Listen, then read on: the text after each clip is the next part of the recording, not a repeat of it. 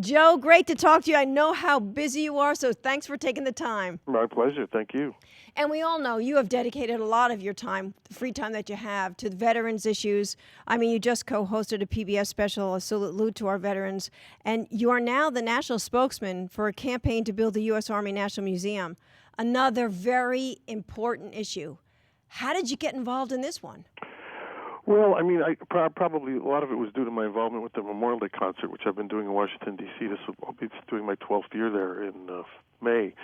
But I was approached by General Creighton Abrams, who obviously was a distinguished general in his own right and is the son of the distinguished general from World War II, who they named the tank after. So you know he had to be fairly distinguished.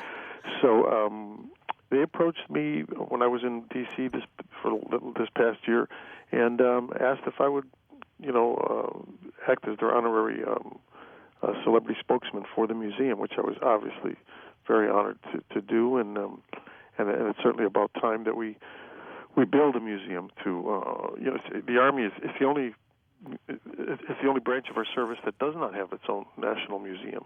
So it's fitting that the branch of the service that obviously most servicemen and women wound up having served in over 200 years history of our country, that they should rightfully have a place where they can showcase the history of the United Absolutely. States Army and all that they've done for the security of this country. And I was reading your commentary on this because I was surprised to learn that.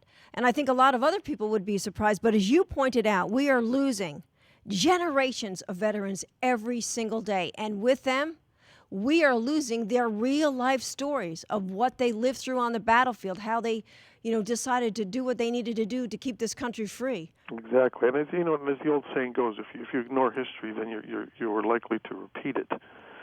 So it's very important that we do everything we can to chronicleize and not forget, the sacrifice that our servicemen and women have made, and talking about 30 million American men and women who've worn the Army uniform in our history. So this museum is going to. I've seen the plans for it and all that. So I mean, it's going to be really something. It's going to be the greatest military museum in the world when it's completed in 2015. And in the commentary you wrote about your Uncle Willie. He's now 90 years old, right. And as you make so clear, their stories are priceless. Yeah, exactly. And as you said, we're losing them every day. I mean, there's a huge number that we lose every day, and it won't be long. I mean, obviously within the next 10 years, we'll most likely have lost all of them. So now is the time. If not now, when? Yeah.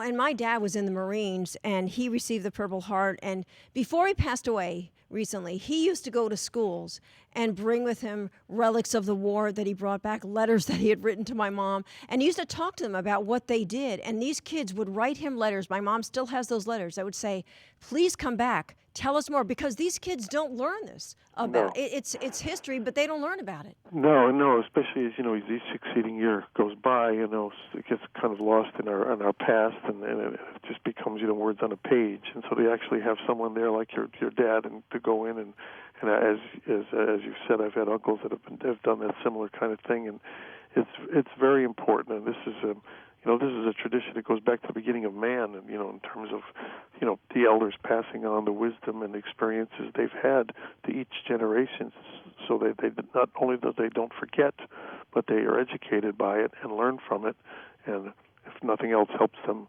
to perhaps avoid situations in the future, future generations that will be beneficial, so that they can avoid the kinds of hardships and conflicts that we've had to face. Mm-hmm.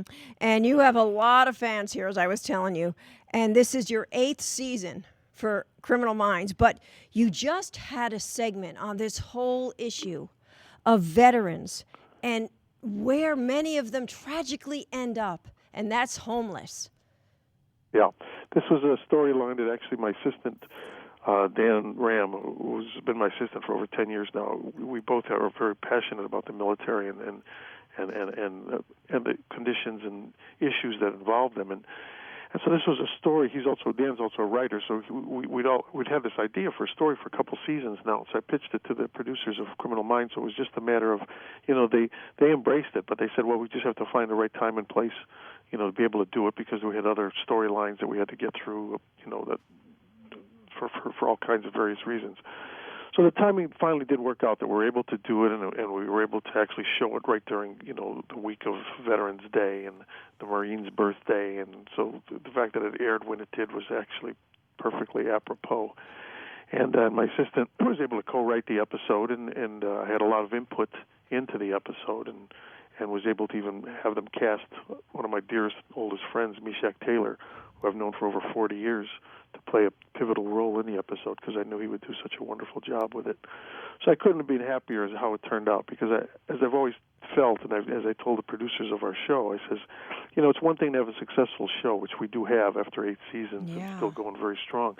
But I says, I think we have an obligation to win, given the opportunity, to not only just, entertain our fans, but also, even if it's subliminal, to somewhat educate them and do some good, and maybe highlight and spotlight issues that need to be, have some light shine upon them. And because we have the power, we're reaching, upwards of 15 to 20 million people every week when we're on with that show. And so it has an impact. And so I was just so grateful that they understood that.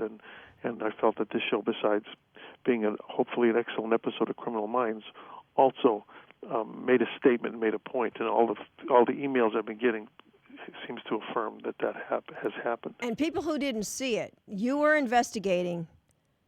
There was an investigation going on Skid Row in L.A. Right. Yeah. Where I'm investigating, murders that are happening to homeless people on Skid Row, and then while I'm there, we're in a soup kitchen, and someone catches my eye because he's wearing a military jacket that relates to a time that I was in the military in Vietnam, and I realized in looking closer that this man was my commanding officer in Vietnam, some almost 40 years prior, and this then instantly goes into flashbacks of he and I. It's effective.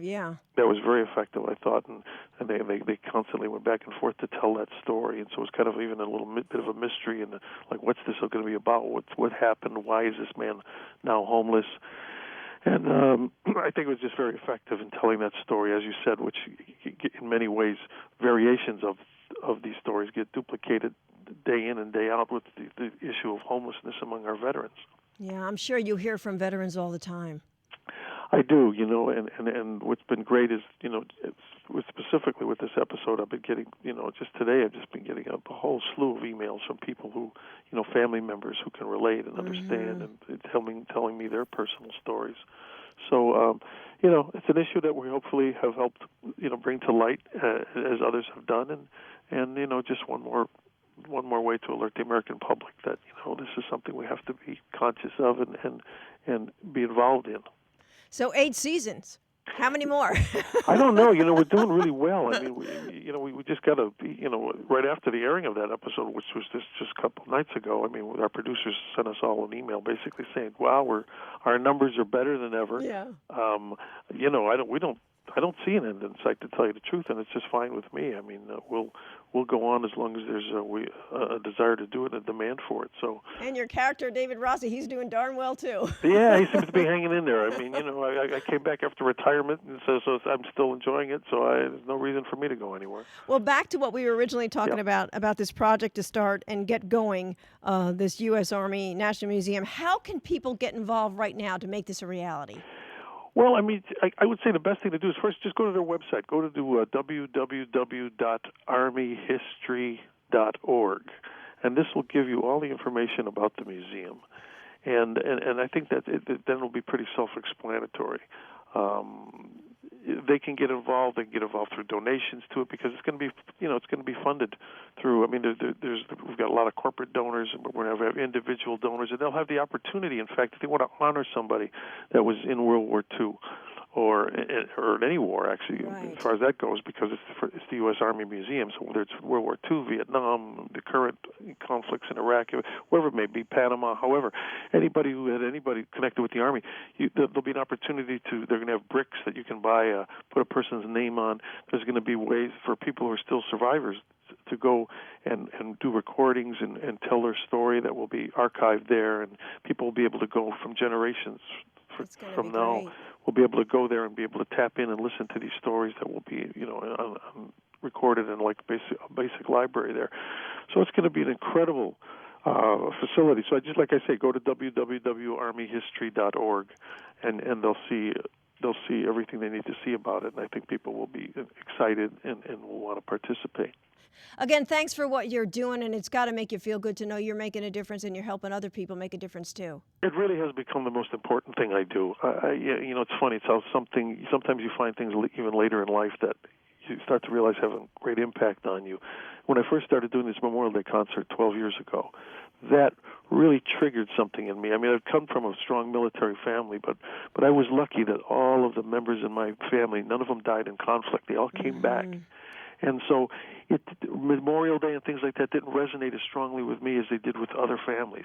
But by doing that concert, triggered something in me and made me realize we're all the same. We're all part of the same family. We're all Americans. We all owe a great debt of gratitude for the service of all our men and women from 1776 till today. So once that clicks in you, I realized I'm blessed to make a living doing what I love to do, but my passion is to help our servicemen and women, in every aspect, and that really has become the most important thing I do. And I work with people like Gary Sinise and other members of my community who feel the same way, and I'm just very proud to represent them.